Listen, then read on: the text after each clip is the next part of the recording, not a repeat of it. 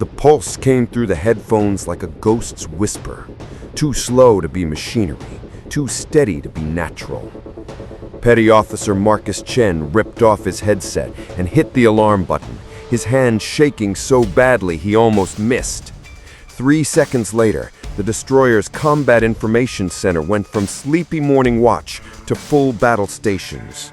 On the main tactical display, a single contact materialized 120 meters below the surface, crawling at 7 knots through pitch-black water.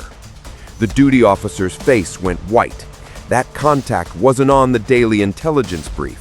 It wasn't on any brief. And worse, far worse than any intelligence failure, the tracking computer showed it positioned directly beneath the USS Ronald Reagan's keel. A hostile submarine. Inside the defensive bubble. Under the carrier. The one scenario every naval officer has nightmares about had just become horrifyingly real. The Philippine Sea had seemed peaceful just minutes before. Blue water stretching to every horizon. Cargo ships, dots on the distant edge of radar screens. Nothing but routine patrol operations under a cloudless morning sky. The carrier's flight deck hummed with the familiar rhythm of launch operations, jets thundering into the air every few minutes. Destroyer crews ran through their 100th safety drill of the deployment, bored and ready for breakfast. Nobody expected war. Nobody was looking for trouble. That's exactly when trouble finds you. Because while American sailors had been drinking coffee and checking their phones during the lull between flight ops, someone else had been hunting, moving through the dark water below with the patience of a predator that knows its prey isn't watching, stalking closer, waiting for the perfect moment. And now that moment had arrived, transforming a lazy Tuesday morning into a crisis that could explode into combat in seconds. The submarine wasn't just close, it was in kill range. 1 torpedo launch, maybe 2, and the pride of the United States Navy could be crippled or worse before anyone could react. Every person in that Combat Information Center understood the math instantly. Detection doesn't mean safety. It means you now know exactly how much danger you're in. Within seconds, the Combat Information Center aboard the U.S. Navy destroyer exploded into controlled chaos. Officers crowded around tactical displays as the blip materialized into something terrifyingly real. A submarine. Depth holding steady at 120 meters. Speed crawling at 7 to 8 knots. The signature unmistakable. A diesel-electric boat running on batteries, trying desperately to remain invisible. But the most alarming detail wasn't what they detected, it was where. The contact was positioned directly beneath the USS Ronald Reagan, one of America's most powerful aircraft carriers. Surrounded by its protective strike group, this wasn't supposed to happen, ever. A carrier strike group isn't just a ship with jets on top. It's a technological fortress that moves through international waters with layered defenses most nations can only dream about. Ticonderoga-class cruisers armed with Aegis combat systems form the outer shield. Arleigh Burke destroyers patrol the perimeter with anti-submarine warfare suites that can hear a shrimp snap from miles away. Above, E-2D Hawkeye aircraft orbit endlessly, their radar dishes painting every aircraft within 300 miles.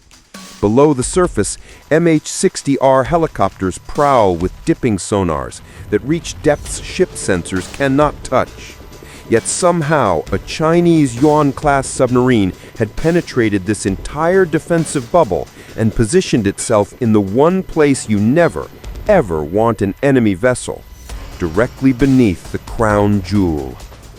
The strike group commander faced an impossible calculus. Do you announce the detection and risk the submarine diving deeper, possibly launching an attack before you can neutralize it? Do you hold position and wait, gambling that the intruder's intentions aren't hostile? Or do you call in the full weight of your anti-submarine assets and risk escalating a tense situation into an international incident? He chose option 3, but with surgical precision. One MH-60R Seahawk lifted off the destroyer's flight deck with a mission briefing that lasted less than 90 seconds. The crew knew exactly what was at stake. As the helicopter thundered across the water, its pilot brought it into a steady hover. The dipping sonar descended into the dark water like a mechanical fishing line, listening to frequencies the human ear could never perceive. Seconds felt like hours. Then the waterfall display lit up with confirmation. Contact acquired.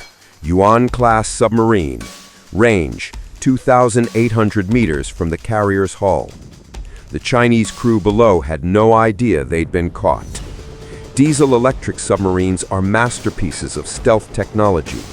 Running on batteries, they produce almost no noise, making them nearly impossible to detect in shallow coastal waters. Nations like China have invested billions developing these quiet hunters specifically to counter America's carrier dominance. On paper, a Yuan-class submarine could sneak close enough to launch torpedoes before anyone knew it was there. It's the underwater equivalent of a ninja. Silent, patient, lethal. But diesel-electric boats have one fatal weakness that nuclear submarines don't share. They can't stay submerged indefinitely. Batteries drain. Air becomes toxic with carbon dioxide. Crew members grow exhausted from the heat and limited oxygen. Eventually, physics forces a brutal choice: surface to recharge and breathe, or stay hidden and slowly suffocate as your systems shut down one by one. It's not courage or training that breaks first. It's biology. The Reagan strike group understood this fundamental truth, so they waited. No aggressive maneuvers, no warning shots, no public announcements. The destroyers maintained their patrol patterns as if nothing had changed.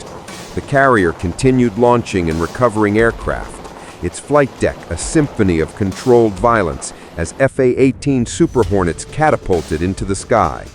To any outside observer, it was just another routine day in international waters. But beneath that calm exterior, every sensor in the strike group had locked onto the submarine like a pack of wolves watching a deer. They collected everything.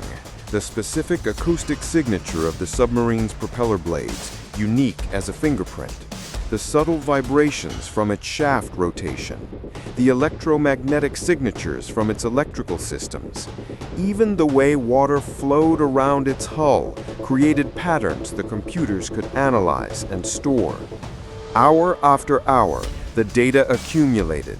The submarine thought it was hunting. In reality, it had become the prey.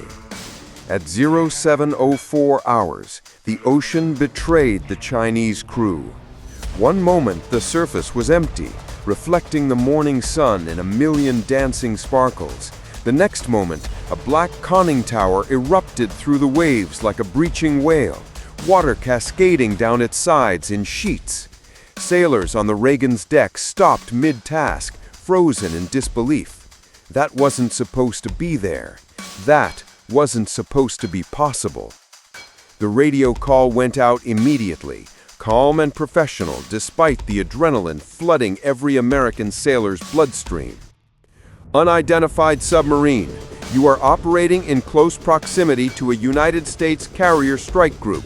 Maintain safe distance and identify yourself. No shouting, no threats, just the cold, measured tone of someone who holds all the cards and knows it. From that moment forward, the submarine might as well have been sitting on a stage under spotlights. Every radar sweep from its communications mast was recorded and analyzed. When it transmitted encrypted messages back to Chinese Coastal Command, those signals were intercepted and stored for cryptanalysis. The specific frequencies it used, the modulation patterns of its transmitters, even the tiny manufacturing imperfections in its antennas became intelligence gold. Overhead, the Seahawk dropped another sonobuoy into the water, this time not to hunt, but to record every mechanical sound the submarine made while running its diesel engines. The Chinese captain had surfaced to save his crew from suffocation. Instead, he'd gift-wrapped months of classified intelligence and handed it to the U.S. Navy with a bow. For exactly 10 minutes, the two forces existed in a strange stalemate. The submarine sat on the surface, engines running, crew likely scrambling to recharge batteries and flush out toxic air. The carrier strike group circled at a professional distance, every weapon system capable of destroying the submarine, but none of them activated. Destroyers repositioned with mathematical precision, not to threaten, but to establish clear zones of control. Jets continued their flight operations overhead, the roar of their engines a not-so-subtle reminder of the overwhelming firepower within minutes of being unleashed. Inside the submarine, the Chinese crew must have felt like gladiators in a Roman Colosseum, surrounded by thousands of hostile eyes. Every decision carried potentially catastrophic consequences. Surface too long and you reveal more secrets. Dive too quickly and you might be interpreted as preparing for attack. The only winning move was to finish recharging and leave as smoothly as possible, which is exactly what they did. At 0714 hours, the submarine's diesel engines cut to idle. The conning tower slipped back beneath the waves with barely a ripple. Within minutes, the acoustic signature faded into the background noise of the ocean. The operations officer aboard the Reagan logged a single sentence in the daily report. Contact departed area. Data collection complete. No celebration, no triumphant announcements, just professional acknowledgement that the encounter had ended exactly as planned. But make no mistake about what actually happened in those 10 minutes. The United States didn't just track a foreign submarine near its carrier. It collected a comprehensive intelligence profile that would inform naval operations for years to come.